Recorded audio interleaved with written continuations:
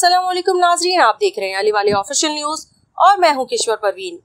साबिक वजीर आला पंजाब चौधरी परवेज इलाही के प्रिंसिपल मोहम्मद खान भट्टी भी नैब की गिरफ्त में।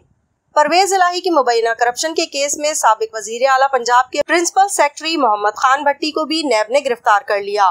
मोहम्मद खान भट्टी को तामीराती ठेकों में 1 अरब की करप्शन के इल्जाम पर नैब लाहौर ने गिरफ्तार किया। मुल्ज़िम पर इख्तियारात का नाजायज इस्तेमाल करते हुए गुजरात और दीगर शहरों में गैर कानूनी भर्तियों में मुलविस होने का इल्जाम है। मोहम्मद खान भट्टी ने शरीक मुल्ज़िमों की मिली भगत से गुजरात में 116 तरक्याती स्कीमें मंजूर करवाई।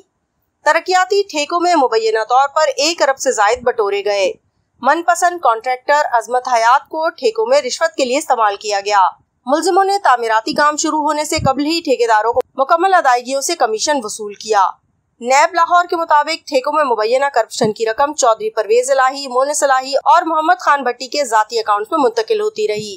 नैब लाहौर ने तहकीकात को आगे बढ़ाने के लिए मुल्ज़िम मोहम्मद खान भट्टी की सेंट्रल जेल गुजरावाला से कस्टडी हासिल कर ली। मुल्ज़िम को जिस्मानी रिमांड के लिए एहतसाब अदालत लाहौर में पेश किया जाएगा।